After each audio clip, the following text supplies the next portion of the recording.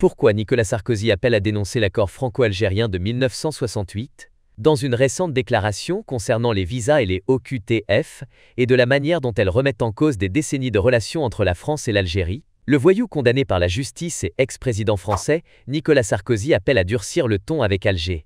Mais que s'est-il passé? Pourquoi Sarkozy propose un troc des visas pour pousser l'Algérie à respecter les OQTF? Pourquoi ces propos risquent-ils d'alimenter la crise? Et surtout, que cache cette nouvelle offensive contre l'Algérie? On vous explique tout. Salut à tous, j'espère que vous allez bien. C'est donc le sujet à la une des actualités du jour.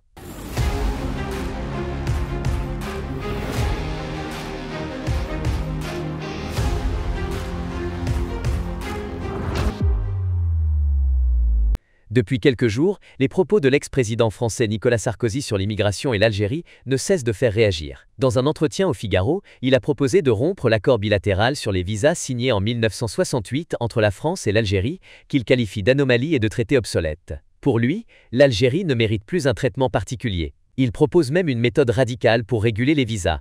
Une délivrance de visa conditionnée à l'exécution des OQTF, ces mesures administratives qui obligent les étrangers en situation irrégulière à quitter le territoire français. Sarkozy veut aussi instaurer un système de réciprocité, où la France accorderait un visa pour chaque OQTF effectivement exécuté, voire plusieurs visas pour chaque personne expulsée. Une idée choquante, qui semble réduire les relations diplomatiques à un échange de marchandises humaines. Mais avant d'analyser ces propos, revenons un peu sur les faits. Les obligations de quitter le territoire français, OQTF, sont une mesure administrative prise contre les étrangers en situation irrégulière en France. Mais leur application rencontre souvent des difficultés. Les pays d'origine doivent délivrer des laissez-passer consulaires pour permettre le retour des expulsés. Si certains pays coopèrent, d'autres, comme l'Algérie, sont accusés de ne pas faire assez pour faciliter ces expulsions. Sarkozy pointe du doigt l'Algérie en affirmant que ce pays refuse d'exécuter des OQTF. Mais la réalité est plus complexe. Comme le rappelle l'ancienne ministre écologiste Sabrina Sebhaï, l'Algérie a toujours accepté un grand nombre d'expulsions. Seulement, avec la montée des tensions diplomatiques, l'Algérie utilise aussi l'immigration comme un levier de pression politique. Pourtant, les chiffres montrent qu'avant la crise actuelle, l'Algérie n'était pas le principal concerné par les OQTF et que la situation est en réalité partagée avec d'autres pays comme le Maroc ou la Tunisie. Sarkozy n'est pas le seul à défendre ce durcissement de la politique migratoire avec l'Algérie. Il s'inscrit dans une longue tradition de la droite française, et notamment de l'extrême droite, qui voit dans l'immigration un moyen de capter l'électorat populaire. Et à ce jeu-là, l'Algérie devient un bouc émissaire idéal.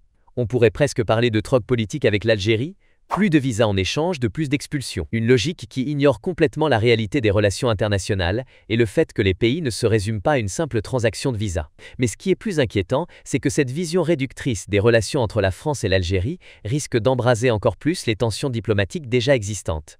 Ce genre de discours n'est pas un simple coup de communication pour Sarkozy. Il s'inscrit dans un positionnement stratégique clair à droite.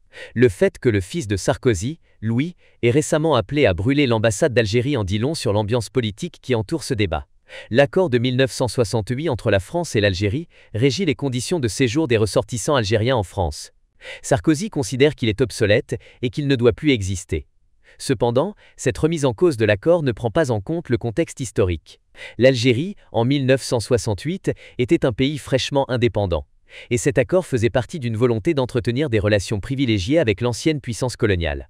Aujourd'hui, la France et l'Algérie ont des relations complexes. Si l'Algérie reste un partenaire économique et stratégique important, notamment en matière de gaz et d'énergie, les relations sont marquées par des rancœurs historiques non résolues et des divergences politiques. La France, en soutenant la position du Maroc sur le Sahara occidental, a exacerbé ces tensions. Le discours de Sarkozy, en ciblant spécifiquement l'Algérie, reflète une vision très courte-termiste des relations internationales. Plutôt que de chercher à résoudre les différends par le dialogue, il préfère utiliser la menace migratoire comme outil de pression. Or, cette politique ne fera qu'envenimer une situation déjà tendue, où l'Algérie pourrait bien réagir par des mesures encore plus fermes.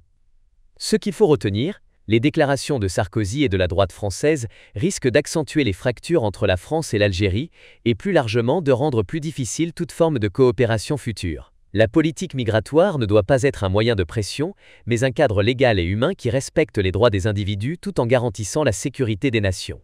Envisager les relations internationales comme une question de troc et de chantage est une erreur stratégique. L'Algérie n'est pas un simple levier à actionner en fonction des intérêts politiques du moment. Et vous, qu'en pensez-vous ? L'Algérie a-t-elle raison de rester sur ses positions avec la France face aux déclarations de Sarkozy et des figures de la droite française? La France peut-elle remettre en cause l'accord de 1968? Ou faut-il privilégier un dialogue constructif malgré les tensions?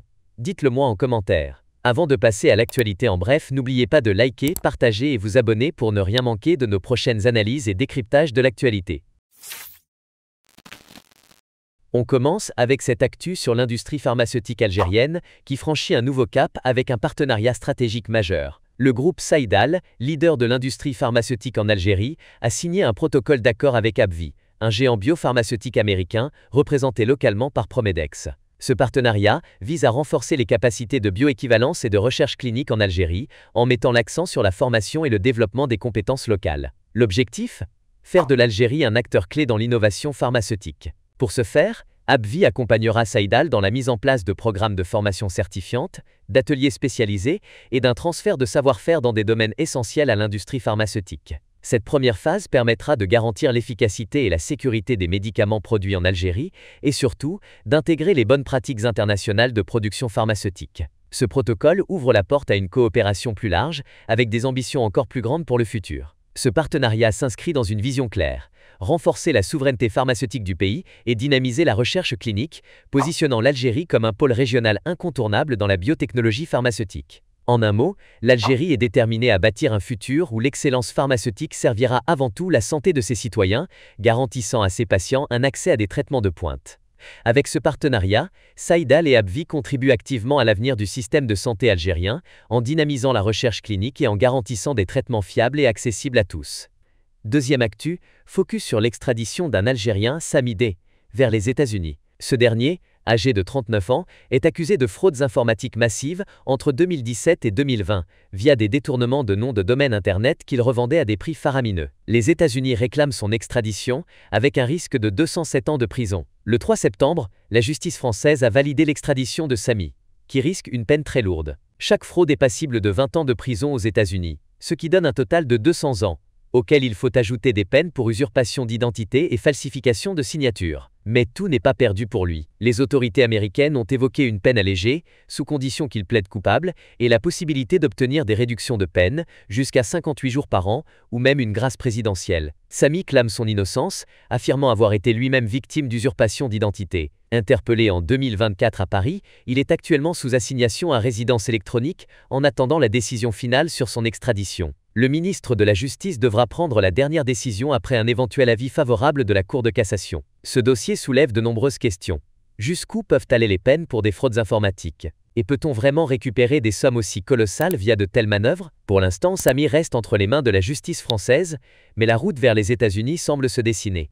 Troisième actu, focus sur l'explosion du commerce en ligne en Algérie. En 2025, le marché du e-commerce dépasse déjà les 1,5 milliard de dollars et il pourrait atteindre les 2 milliards dès cette année, selon les prévisions. Cette croissance spectaculaire repose sur une transformation numérique accélérée et une adoption massive des usages digitaux dans le pays. En seulement 4 ans, le nombre d'entreprises en ligne a cru de 92% et les paiements électroniques ont été multipliés par 3. Les Algériens réalisent désormais des millions de transactions en ligne chaque année, avec des secteurs comme la technologie, la mode et l'alimentaire qui dominent les ventes. Les produits technologiques représentent 35% des ventes en ligne, suivis de la mode avec 28% et l'alimentaire avec 18%.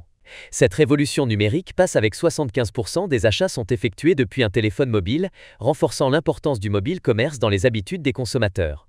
Mais malgré cet engouement, 95% des paiements se font encore en espèces à la livraison, un indicateur qui montre qu'il reste du travail à faire pour renforcer la confiance dans les solutions de paiement en ligne. L'Algérie a aussi amélioré ses infrastructures digitales, avec un taux de pénétration d'Internet qui dépasse les 72% et une couverture 3G, 4G de 98% du territoire. Avec ces avancées, le e-commerce devient un pilier de l'économie nationale, représentant déjà 0,8% du PIB en 2023. Ainsi, l'Algérie est bien partie pour devenir un leader régional du commerce en ligne, avec une véritable maturité numérique pour promouvoir des moyens de paiement sécurisés. On termine avec cette actu sur l'analyse de Christine Lagarde. Invitée de Radio Classique, la présidente de la Banque centrale européenne a abordé une série de défis économiques qui secouent actuellement la zone euro et au-delà. Un point essentiel qu'elle a clarifié: la France ne demande pas l'intervention du FMI. Cependant, Lagarde a insisté sur la nécessité de maintenir une discipline budgétaire crédible. Le déficit public de la France, prévu à 5,8% du PIB en 2024, reste préoccupant. Elle a aussi mis en garde contre les turbulences politiques qui influencent directement la confiance des marchés financiers. En témoignent les tensions sur les obligations d'État françaises, qui ont atteint un écart historique par rapport à l'Allemagne fin août. Lagarde a également voulu rassurer sur la solidité du système bancaire français, qui est plus robuste qu'il ne l'était pendant la dernière crise financière. Le risque ne vient pas des banques, mais des incertitudes géopolitiques et politiques actuelles. Christine Lagarde a aussi exprimé des inquiétudes concernant les tentatives de Donald Trump de remettre en question l'indépendance de la Réserve fédérale. Pour elle, toute ingérence politique dans la politique monétaire pourrait nuire gravement à la crédibilité de l'économie mondiale. Alors, pensez-vous que la France et l'Europe sont prêtes à gérer les risques actuels? Dites-le moi en commentaire. Merci de nous avoir suivis jusqu'au bout, prenez soin de vous, et à bientôt dans une prochaine vidéo.